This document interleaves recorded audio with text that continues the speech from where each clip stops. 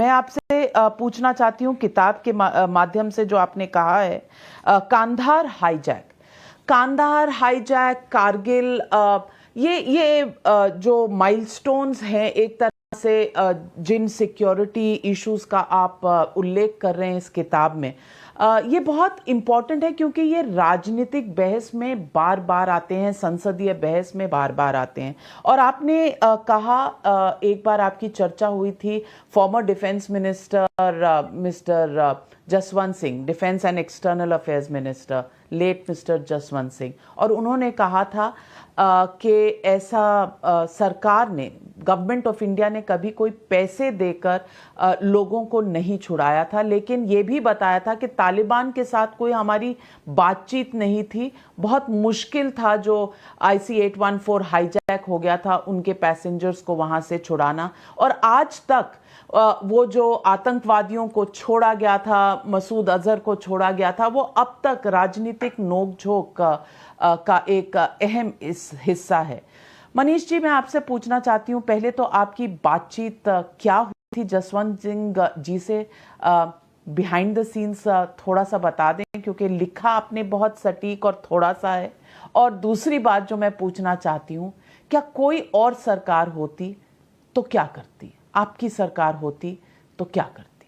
मैंने उनसे पूछा कि वो क्या वजह थी कि आप खुद कंधार गए, और उन्होंने मुझसे हंस के कहा कि मैं जो तुमको बताने जा रहा हूँ, मैं रात की 9 बजे की खबर में नहीं सुनना चाहता। तो मैंने उनको कहा कि ऐसा नहीं होगा, और फिर उन्होंने बड़े विस्तार से मेरे को बताया कि देखिए, तालिबान के साथ हमारे संबंध नहीं थे, और परिस्थिति ऐसी थी कि ये जो आतंकवादी हैं उनको छोड़ने के अलावा कोई और जरिया नहीं था। और इसके साथ साथ ये भी एक बहुत बड़ी चिंता थी कि एक बार आतंकवादी कंधार पहुंच जाते हैं तो क्या जो हमारे यात्री हैं उनको रिहा कर दिया जाएगा। और इन सारी परिस्थितियों को एक अंजाम तक पहुंचाने के लिए एक फैसला किया गया कि मैं कंधार जाऊं, और मैंने उस फैसले का पालन किया। आपका जो तीसरा सवाल है कि अगर कोई और सरकार होती तो ऐसी परिस्थिति में क्या करती, और यहाँ पे मैं आपको ये बताना चाहता हूँ कि कंधार में, और ये मेरी व्यक्तिगत समझ है, कि जब वो जहाज अमृतसर उतरा था, उस जहाज को अमृतसर से आगे जाने नहीं दिया जाना चाहिए था।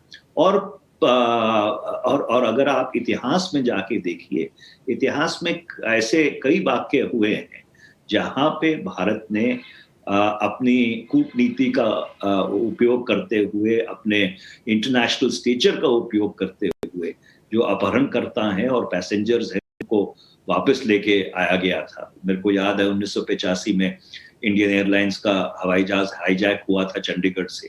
दुबई से जो उतने आतंकवादी थे उनको और पैसेंजर्स को रिहा करके वापस लाया गया था।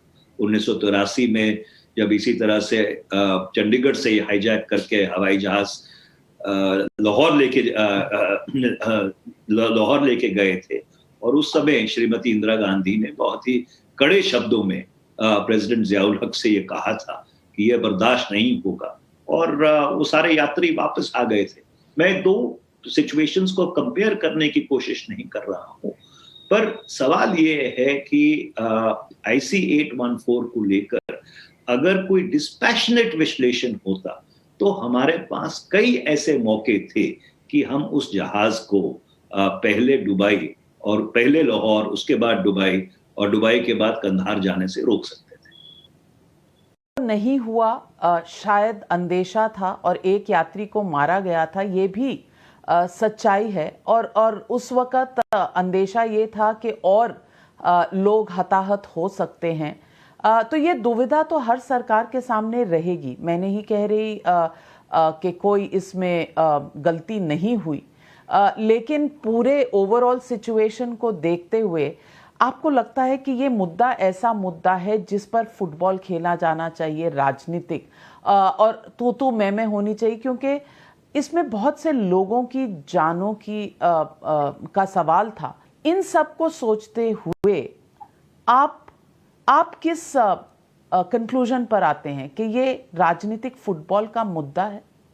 देखिए, मेरा तो सदा से ये मानना रहा है कि किसी भी राष्ट्रीय सुरक्षा के मुद्दे के ऊपर जो भी चर्चा है, जो भी बहस है, वो बड़ी संजीदगी से होनी चाहिए, बड़ी गंभीरता से होनी चाहिए।